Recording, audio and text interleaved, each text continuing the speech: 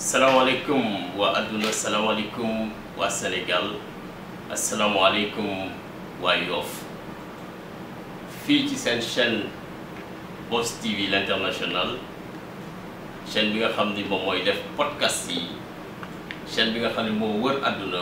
moo am mbégte ak kontante di dalal El Hadj Amadou Ndiaye docteur Amadou Ndiaye directeur hôpital Abass Ndao ñu dalal ko waxtaan ak moom mu wax ñu yaatal moom gis-gisam ci réew mi gis-gisam ci Yoff gis-gisam ci hôpital bi nga xam ni moom la yàlla def ñu teg ko ci loxoom jërë ngeen jëf. asalaamaaleykum mbokk waa Yoff mbokk waa Sénégal mbokk waa àddina man la docteur Amadou Ndiaye di directeur bu hôpital Abass Ndao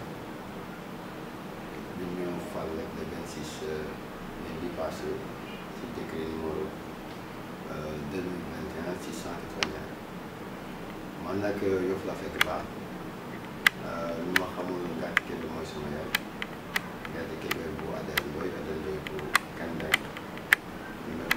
ma Jon bu Cabale bekk bi donc mel na ngañ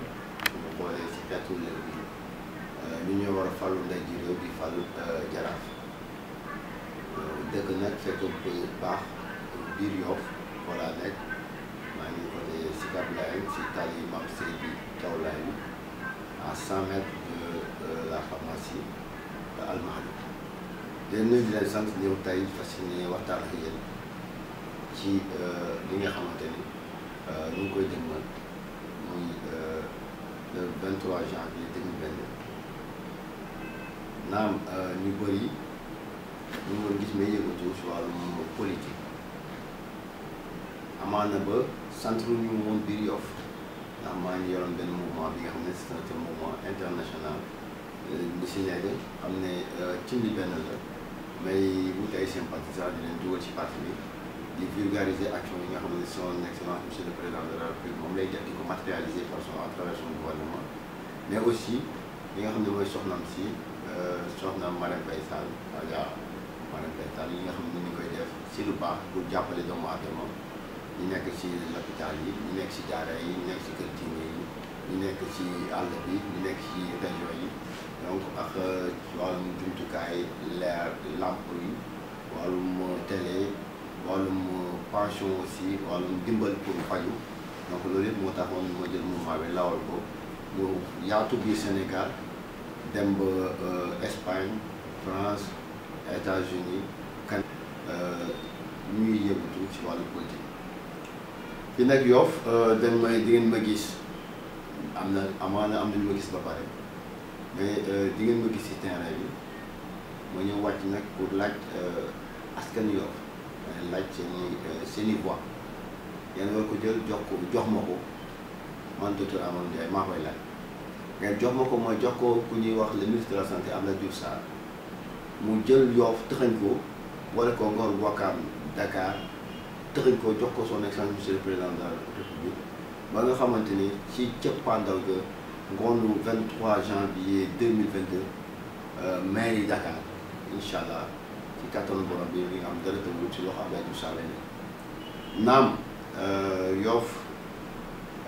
bëri na ñi ñëw di wax ndax période bi bu nekk nañu gis ñenn ñi ay mbokk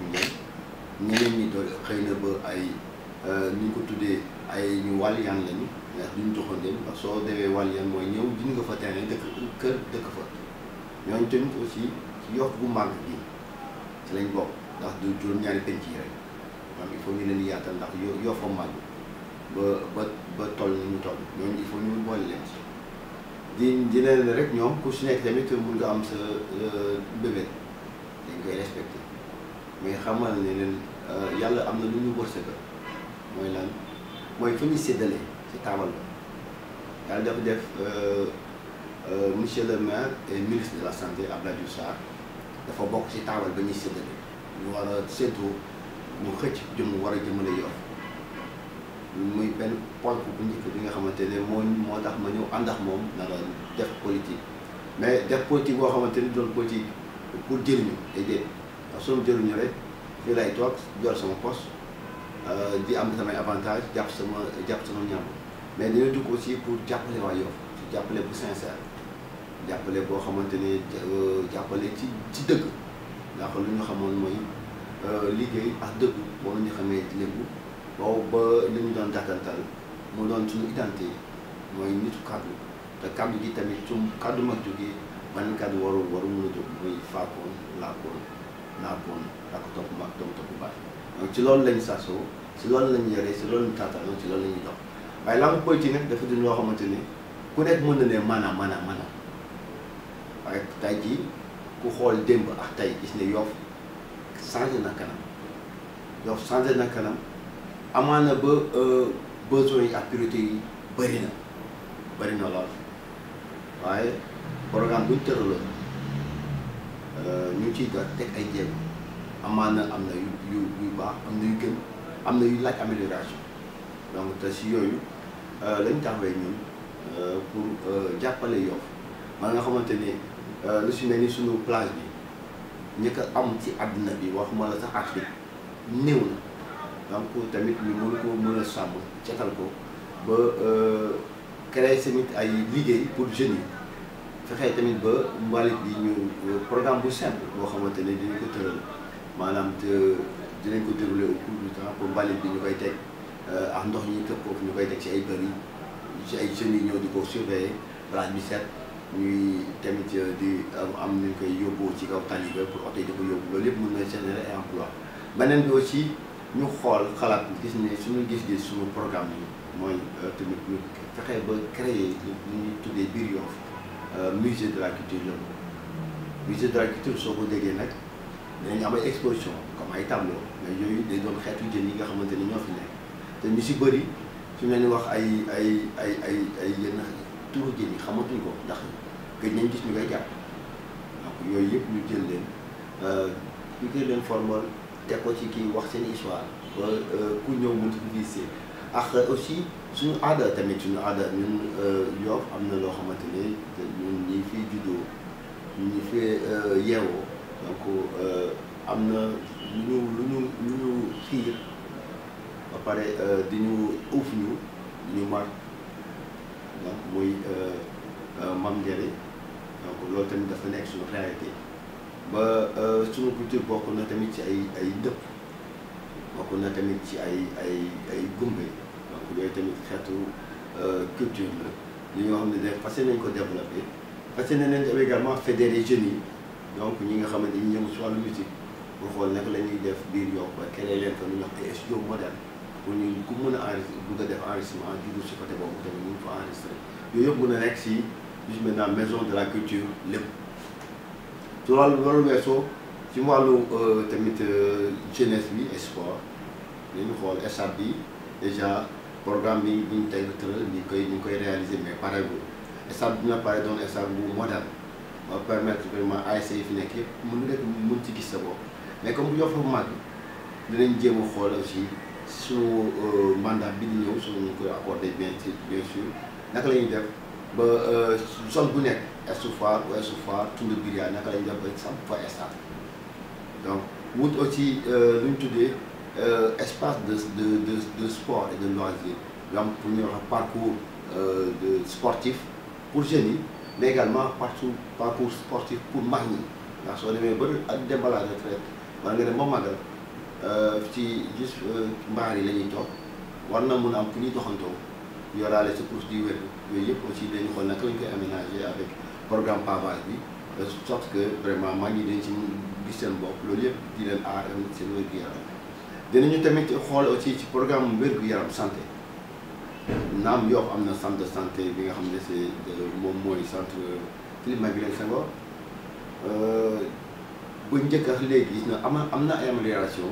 ndax indi nañ ci ay docteurs yu mucc ay pour faj nit ñi maternité mi ngi dox médecine interne mi ngi dox mi ngi hospitalisé mais ba tey doyul ndax il faut tamit ci gox bu nekk ñu teg fa gis ay créer ay poste de santé pour permettre képp ku nga xam ne doomu Yoff nga wala yaa ngi yeewoo si périmètre bi nga mën a soo mënee faju nga ñëw faju avec juste maintenant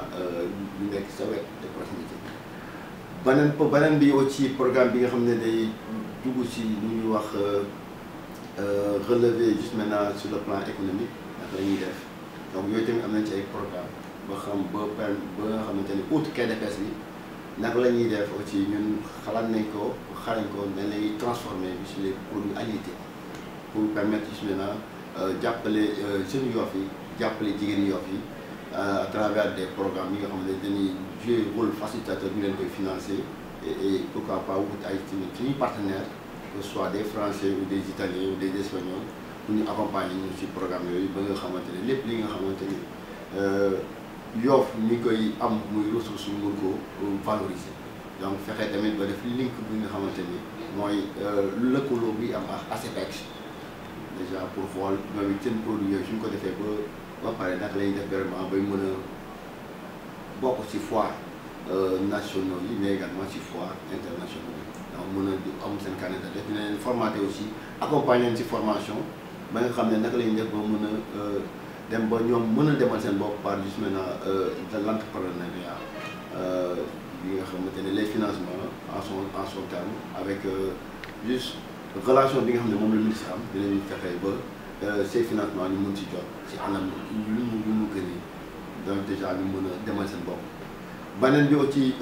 sur le plan scolaire xalaat nañ ndax kii bi rek c'est def CS bi rek doy donc ñun suñu gis-gis xalaat nañ tamit Yoff ñu defaat fa yeneen ñaari CS ay CM yi nga xam ne war nañ ko créer foofu ñaari CM yu def CM bi fi nekk. xalaat nañ ci aussi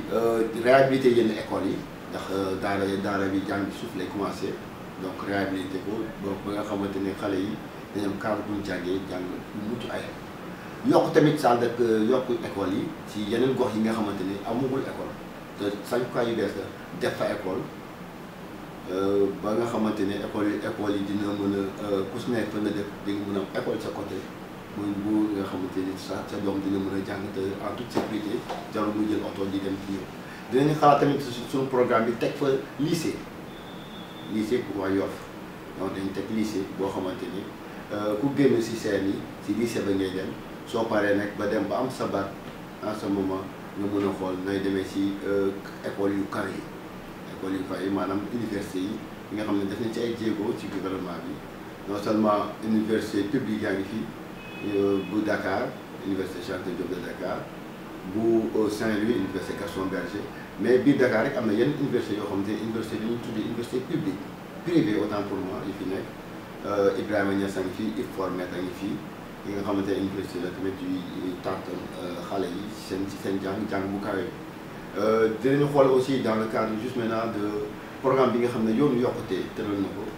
pour xool naka la ñuy créer biir à Yoff aussi sur le plan éducation université de métier université de métier soo ko déggee mooy ñëpp ñi nga xamante ne yàlla da leen may ñu xarañ ci informatique wala ñu xarañ ci napp wala ñu xarañ ci yeneen domaine ñu mën leen tatal accompagner leen ba ñu mën a am ay lijaase yoo xamante ne suba dinañ mën a valoriser liñ doon donc su leen weesoo dinañu continuer tamit créer li ñuy wax benn ay compétition positive pour améliorer juste maintenant l'excellence faire prévoir l'excellence jël doomu Yoff yi niveau bu nekk ñu xool les meilleurs élèves ñu boole leen benn concours xool ñi si ëpp ñi si génn si concours yooyu ñi nga xam ne ñi ci génn ñu daal di récompenser jox leen ay fournitures accompagner leen même seen jàng suñuy jugee si école primaire dem si maanaam CM bay dem lycée na leen di accompagner pour bourse ak seen disons seen bourse seen fourniture pour wàññil seen waajur yi déjà charge boobu. su loolu weesoo tamit dinañu indi ay inspecteurs yi nga xamante ne dañuy ñëw pour saytu xale yi nañ lañuy jàngee parce que seetlu nañu tamit programme bi nga xam ne programme état la programme gouvernement la mooy double flux yi ba mu amee ñu bëri dañoo xaw a gedd public bi di dem dans le privé naam privé bi baax na mais tamit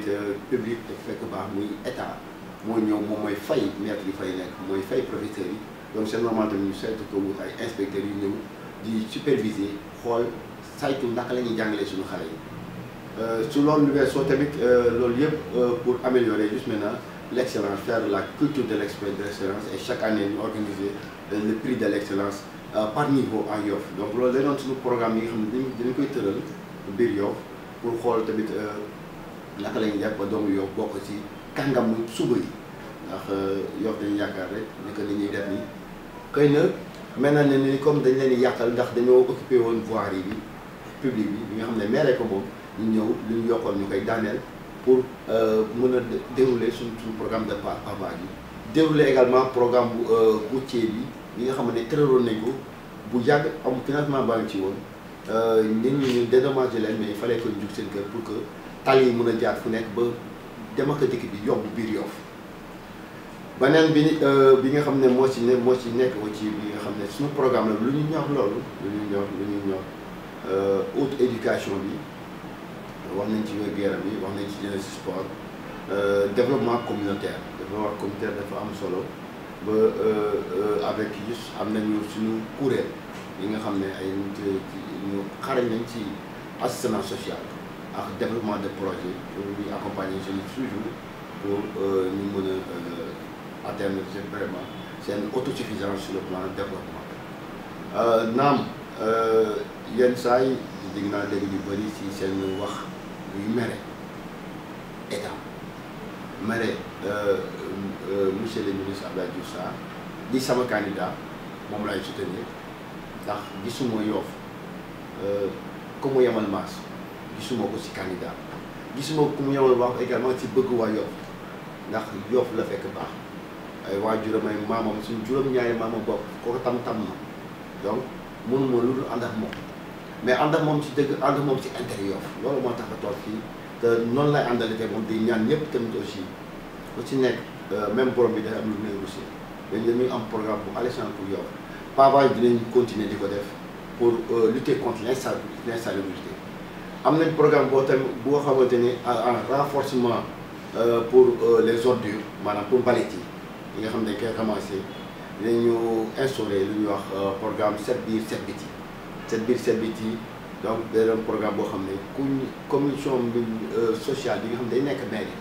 bu ñuy diriger dinañ def ay descente ay saytu si biir gox yi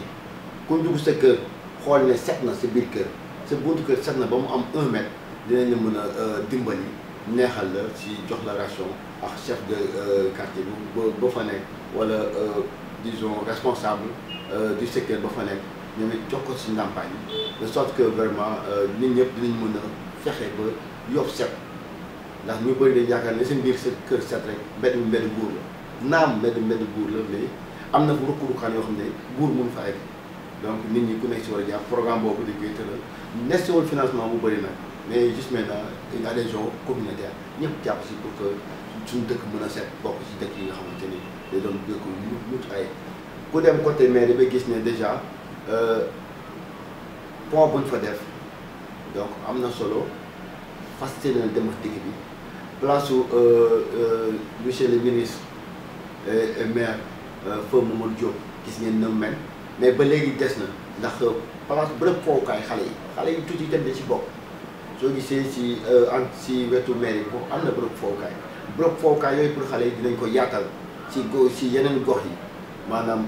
Nord Foire te Tarba Nord Tumbubiria bu fu nekk dañ ko fa teg ba nga xamante ne xale yi tamit ñoom dinañ mën a épargner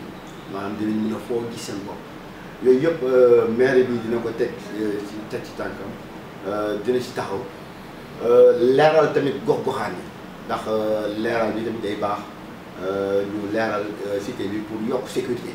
ñi fay juddoo ñi fay xëy pour que tamit aussi seen investissement maanaam seen alal bi ñu fa def ñu bañ ko mën a bañ a nax saay donc loolu yëpp maire bi dina tegal ay programme tegaat aussi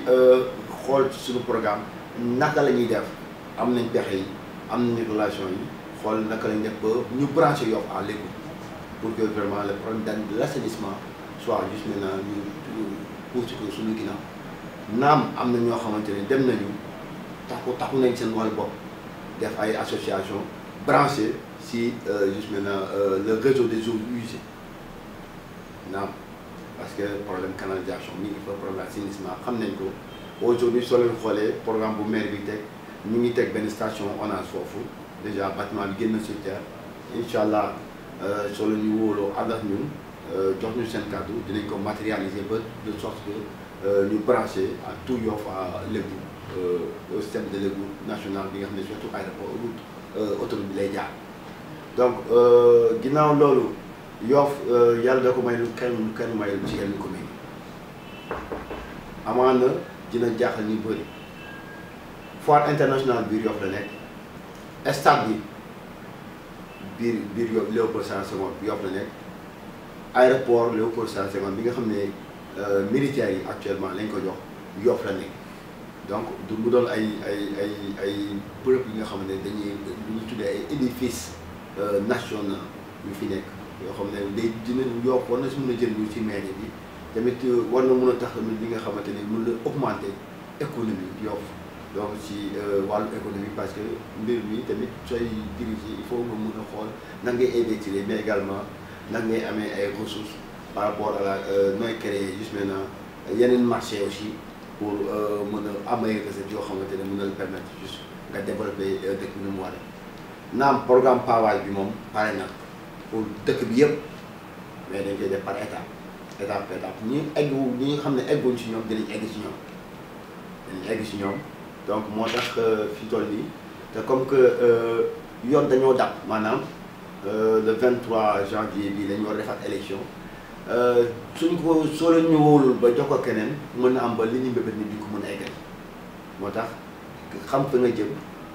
ne la jox ma eggali defe naa ni moo gën a yomb ku xamul fu mu jëm nar a làmbatu naan la bëgg naa te amagul programme ñun suñu programme soo gisee ni mu koy waxee ni ubbi ma kayit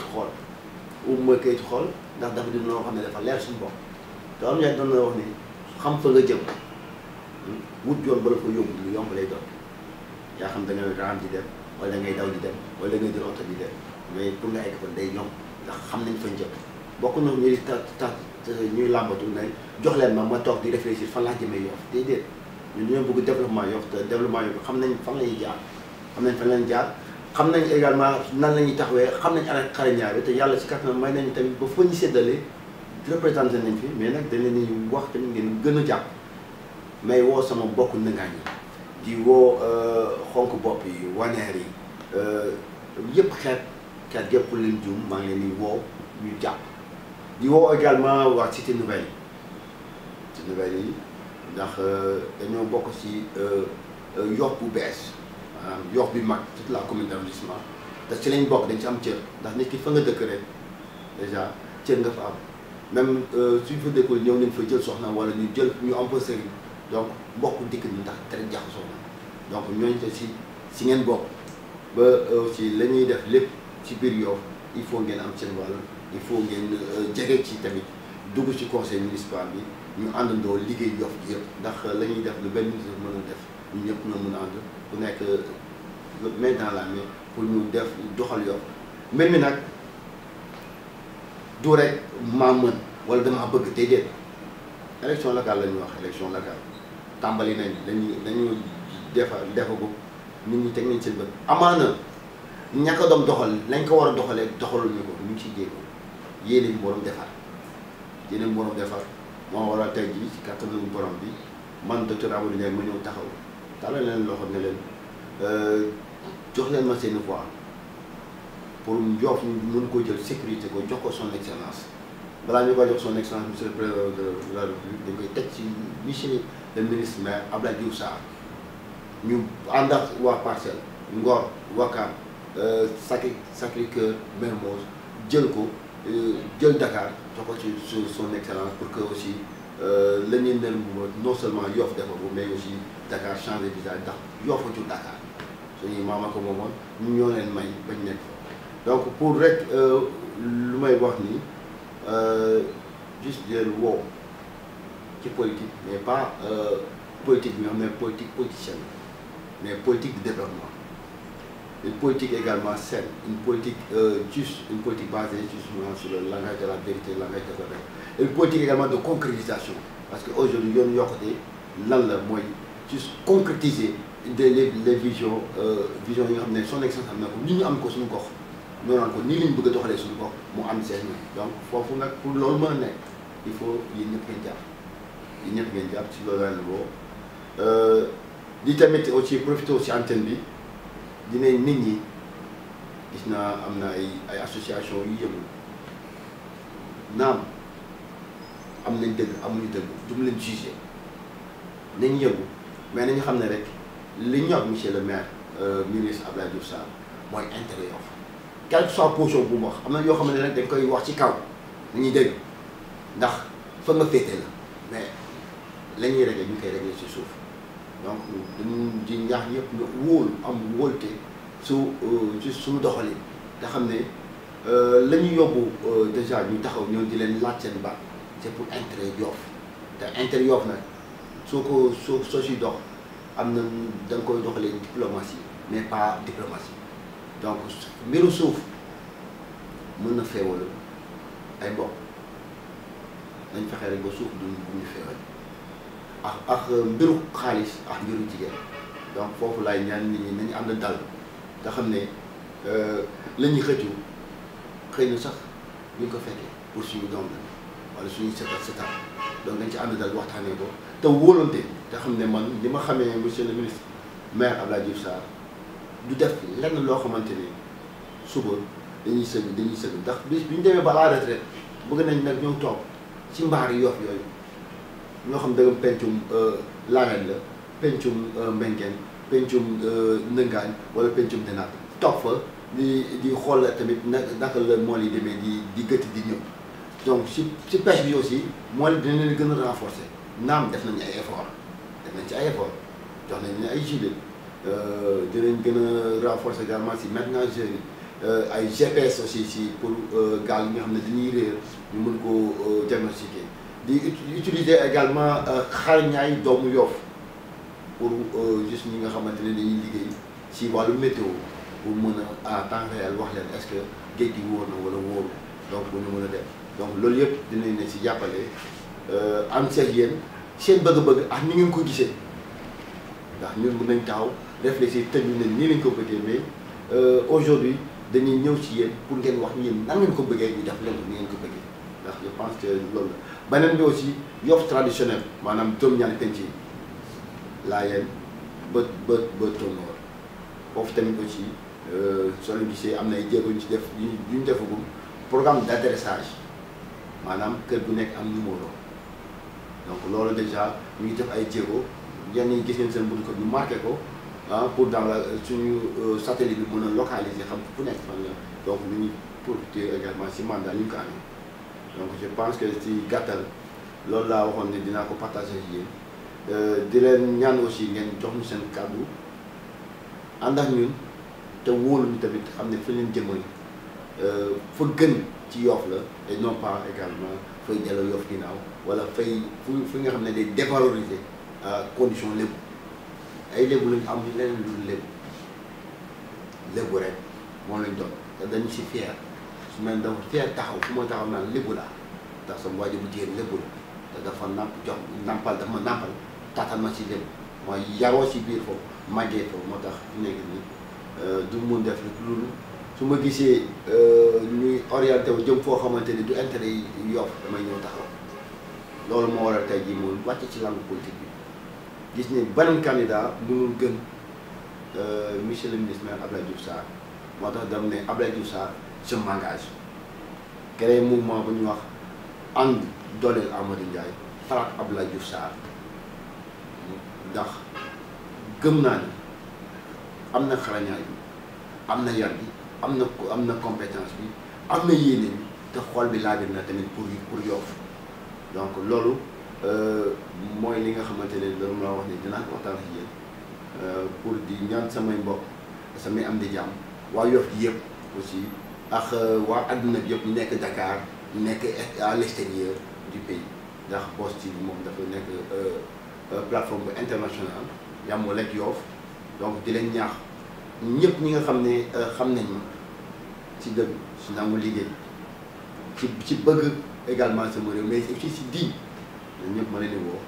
pour ñu jël seen i carte ñu si inscrire gul te mat dem voter dañu vérifier ñu inscrire ñi nga xam ne aussi dañoo def déplacement te war a mën a changer lieu de vote bu ko changer dañuy dem bind ci loolu di leen wax ne tamit aussi dañoo nekk ci contexte bu particulier contexte ban muy contexte bi ñuy wax am feebar bi fi wàllu yaan depuis benn at a ngi nii ñu ngi daw ci feebar bi bay di dugg sax si ñaari at bi te feebar bi nag dafa di feebar bu doy waar ndax moo gën a la koy joxe moo gën a ndaw néew ci doomu jàngoro yi moo gën a néew li ñuy wax virus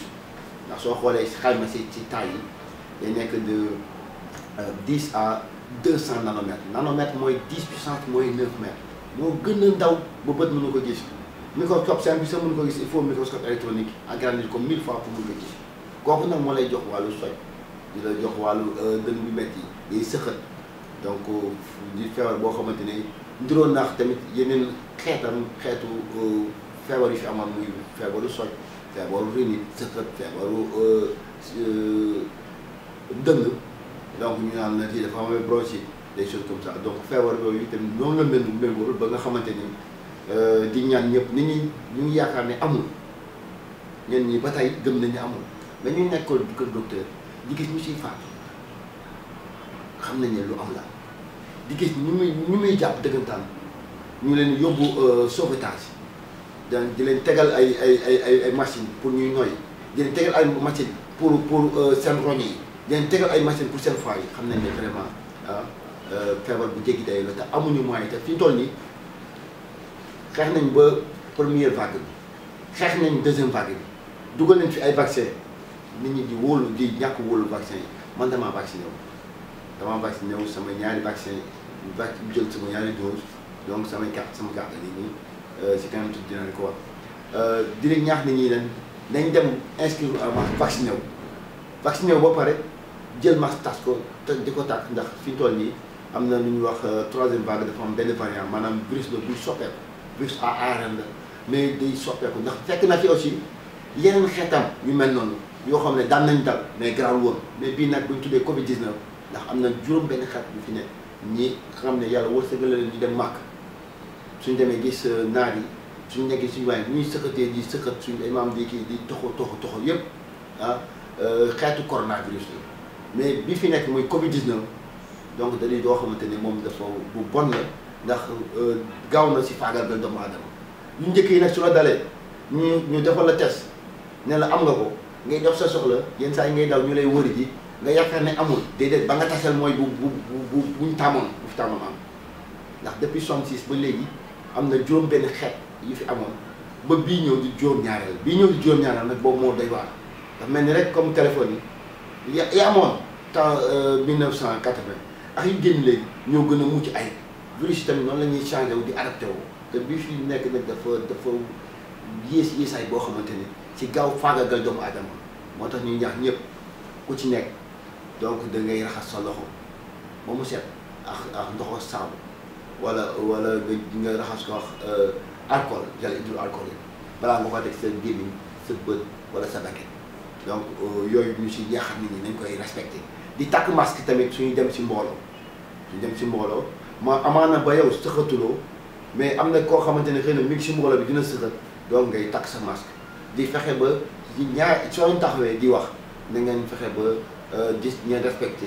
déjà 1 mètre de distance pour yéen ñaar pour ñu bañ a wàllante ku nekk bañ a lor sa morom. beneen bi aussi di wax ni tey rek luñ gis ci nombre de cas yi gis ngeen ni mu yokkee donc na nit ñi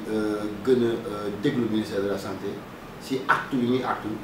pour mesure barrière yi nit ñi di ko respecté di si woowaay Yoff dañ ko respecté ndax tamit suñu réanimation li ñu ci am capacité yi bëriwul ba si gën a mag amul 15 bi déjà defar nañu fële Fann centre de traitement bi tabax nañu déjà ci appui nguur gi bërëb bu am solo maanaam ci maladie infectieuse pour ñu mën jël en charge dem nañ fële tamit aéroport aussi hangar bi ñu defal ko tam pour mën a jël en charge donc loolu yëpp day doon mbir yoo xam ne état ko def pour jël en charge mais maladie boobu dafa doy waar maladie Covid 19 bi dafa doy waar ba su la jàppee rek suñu gaawulee réanimation sauvetage nga jëm te tamit ñu xarañ suñu capacité suñ ko dépassé li la xew Europe mun na xew fii ba nit ñi di faatu ba duñu xam ne du leen mu armée yi fees ñuy obligé di leen taal yàlla nañ yàlla musal ci loolu te yàlla buñ fi egg pour ça nag ku si nekk na jàppee sa bopp ne aar sa bopp moo leen mën a muccal ci feebar bi muccal seen njaboot donc ku si ne na ko respecté même soo gisee nit ki wóolu ko muy sa xarit na ngeen respecté mesures barrières yooyu mooy